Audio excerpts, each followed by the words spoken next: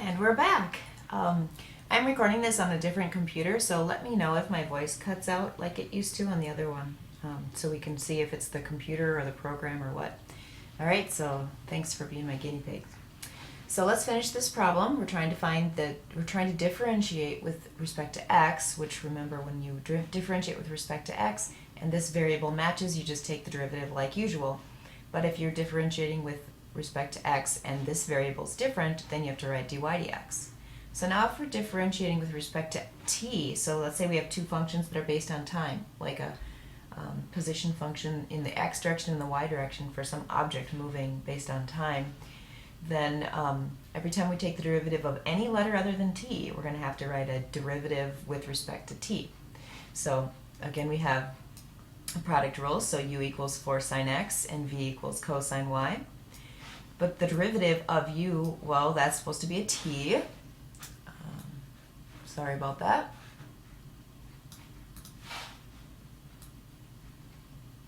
That's a t. All right, the derivative with respect to t of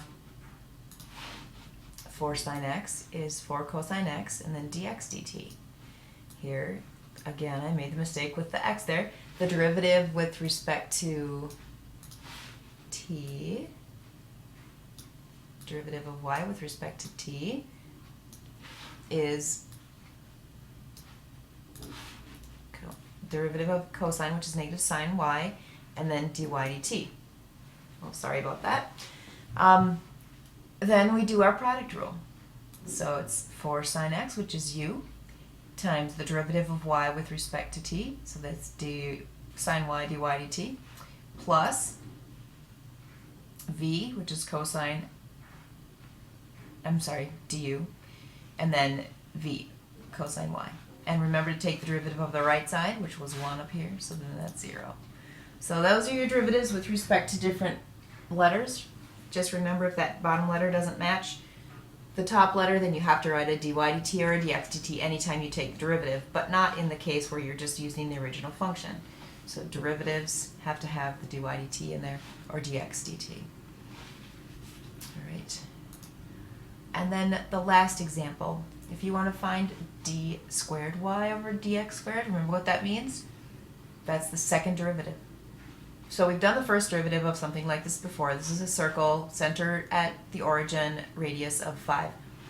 To do implicit differentiation, you take the derivative of the x squared, which is 2x, and then the derivative of the y squared, which is 2y, but also times y prime, because the variable down here is an x, so we know that anytime we take the derivative of anything other than an x, we have to put a derivative symbol there. And then the derivative of 25 is 0. Solve that for y prime, so you're going to subtract your 2x, divide by 2y, and cancel the 2's. So the derivative is negative x over y. All right, that's the first derivative. Not done. Always go back and make sure you are answering what the question is. So we go back and we see that we have to take the second derivative. So now we've got a quotient, right? So we have to set up low is y, and high is negative x. The derivative of low, since it's a variable other than x, is y prime, so it's 1 y prime, and the derivative of the top is negative 1. So setting up for our second derivative, we have, in the numerator, we have low, d high, minus high, d low, and that's all over low squared. Let's simplify that a little bit. Multiply that out, and you get negative y plus xy prime over y squared. Well, that's not done, because that still has a y prime in it. So we have to do more work. Sorry. So we have to replace the y prime with its derivative, with whatever y prime was equal to up here. All right, so we can't leave a y prime in our derivative. So we're going to replace y prime with negative x over y. So y double prime equals negative y over x, negative y plus x times, instead of just y prime, we're replacing it with the derivative of y. Y prime is negative x over y, and that's still over y squared. Of course, that has to be simplified. So in the numerator, we'll get a common denominator multiply it out first, negative x times x is negative x squared. Then get a common denominator in the numerator. So if you multiply the first times y over y, you get negative y squared, and then you add it to negative x squared over y, and then that's all still over y squared here.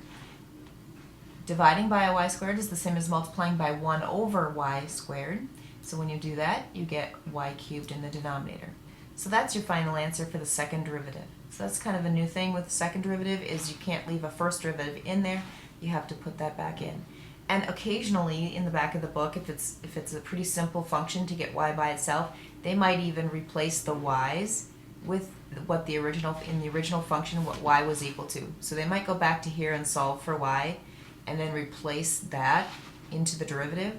But that's kind of counterproductive, because if you could get y by itself easily enough in the original, why do implicit differentiation? So I won't expect you to do that on the test. All right, there you go. Homework, page 146, 33 to 39 odd, 45 to 67 odd, skip 53. Hope you enjoyed your 5-day weekend.